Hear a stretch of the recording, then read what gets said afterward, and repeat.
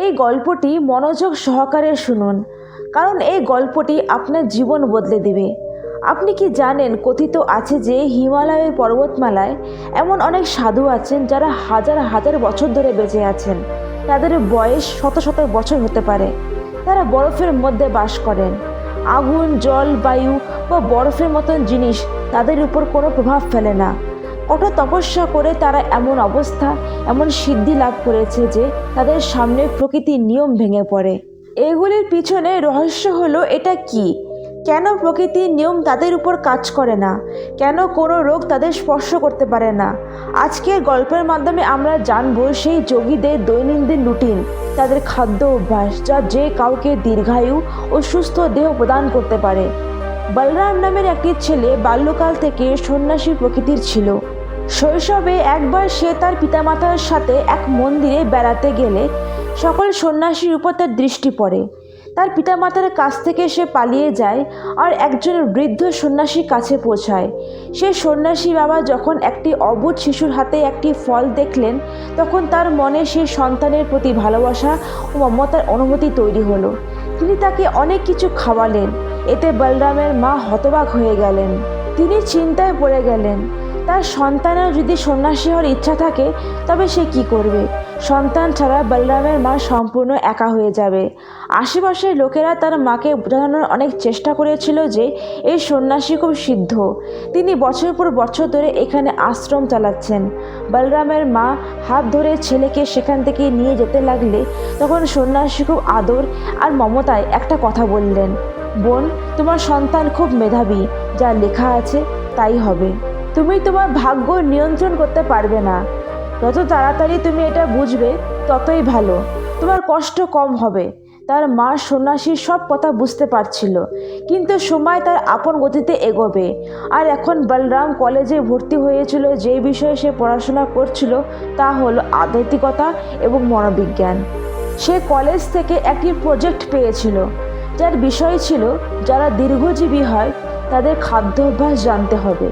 সবার সম্পর্কে সম্পূর্ণ তথ্য সংগ্রহ করে কলেজে জমা দিতে হবে। বলরাম তারপর খুঁজে বের করতে রওনা হলো, যিনি বহু বছর ধরে সুস্থ জীবনযাপন করছিলেন। বার্ধক্য হওয়ার পরও তার শরীরে জটিলতা দেখা যায় না। দৃষ্টি, কান এবং অন্যান্য সমস্ত ইন্দ্রিয় ঠিক মতন কাজ করছিল। এমন অনেক সন্ন্যাসী এখনও আছেন যারা 100 বছর অতিক্রম করেছেন। বলরাম সেসব বই পড়ে একটি সিদ্ধান্তে উপনীত হলো এবং জানতে পারল যে এমন সন্ন্যাসীদের হিমালয়ের চূড়ায় পাওয়া যাবে, যেখানে একজন সাধারণ মানুষও যেতে পারে না। কিন্তু বলরাম মনে মনে ঠিক করেছিল, সে দৃঢ় সংকল্প নিয়েছিল যে পথ যতই কঠিন হোক না কেন সে অবশ্যই পৌঁছে যাবে সে দুর্গম পাহাড়ে, সেই গুহাগুলিতে। সে তার বাবা মাকে না জানিয়ে পৌঁছে গেল হিমালয়ে। এই ছিল যৌবনের দিন, ছিল উৎসাহ, আর কোনো কিছুর ভয় ছিল না। এবং সবচেয়ে বড় কথা হলো বলরামের ভাগ্য, যা তাকে টেনে নিয়ে যাচ্ছিল যোগীদের কাছে।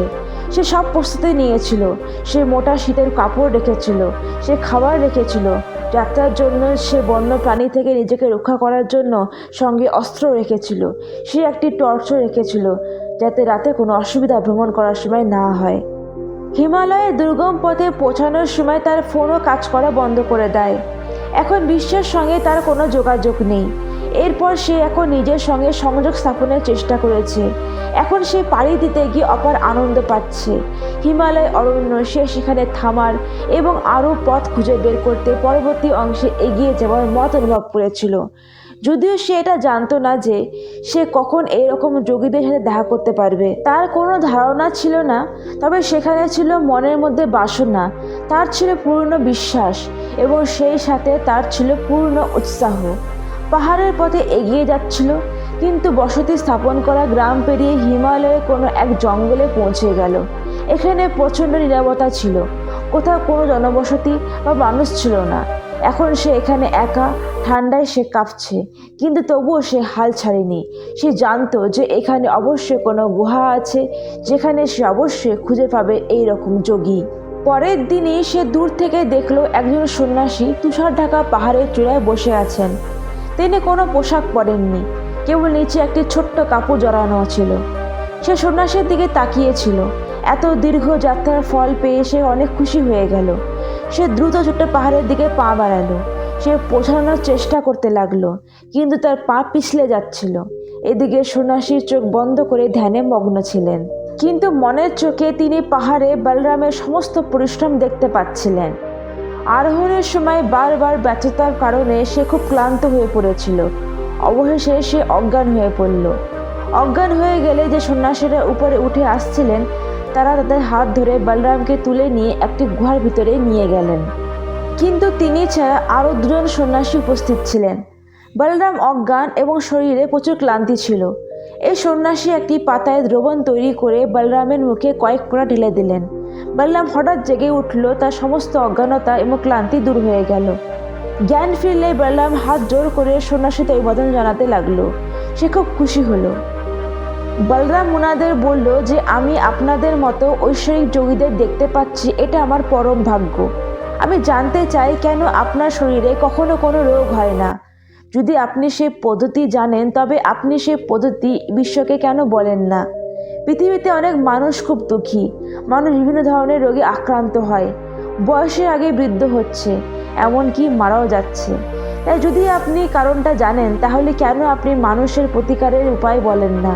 আপনি একজন যোগী, আপনার বিশ্বকে সাহায্য করা উচিত। তার কথা শুনে তিন সন্ন্যাসী কোনো প্রতিক্রিয়া দেখালো না। মনে হলো তারা বলরামের ভাষা বুঝতেই পারছে না। এটা বুঝতে পেরে সে ইশারায় বোঝানোর চেষ্টা করলো, কিন্তু তাতে কোনো লাভ হলো না। সে অনেক বুঝিয়ে বলার চেষ্টা করলো, কিন্তু কোনো লাভ হলো না। এখন বলরাম ক্লান্ত হয়ে পড়ল। এখন সে চুপচাপ বসে ভাবছিল, আমার এত দূরে আসাটা একেবারে বৃথা। দর্শন করলাম কিন্তু এসব প্রশ্নের উত্তর পেলাম না।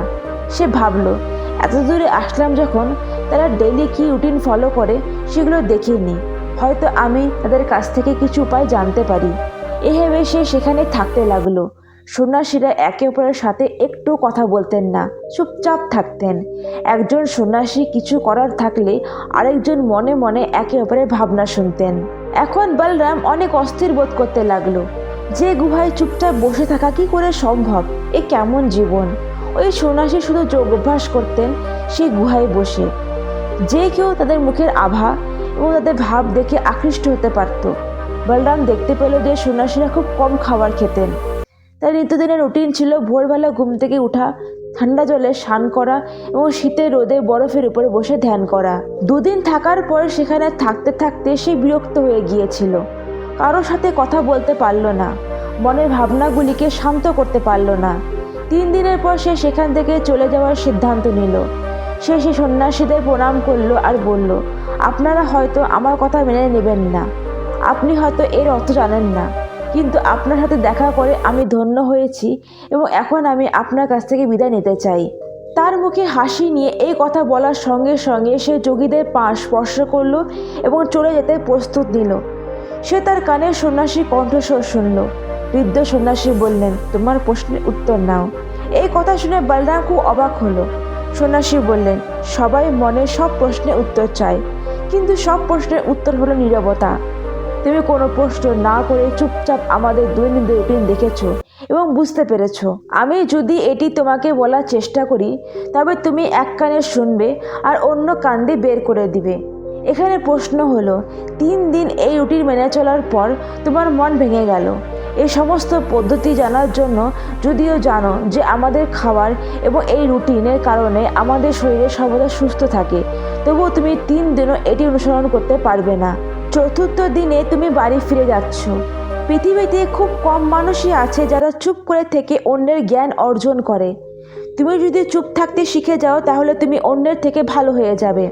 বলরাম হেসে হাত জোর করে জিজ্ঞেস করলো, হে মহাত্মা, দয়া করে বলুন, আপনি যোগ ব্যায়াম অনুশীলন করেন, আপনার ডেলি রুটিন কি, যার কারণে আপনি এত বছর ধরে বেঁচে থাকতে পেরেছেন?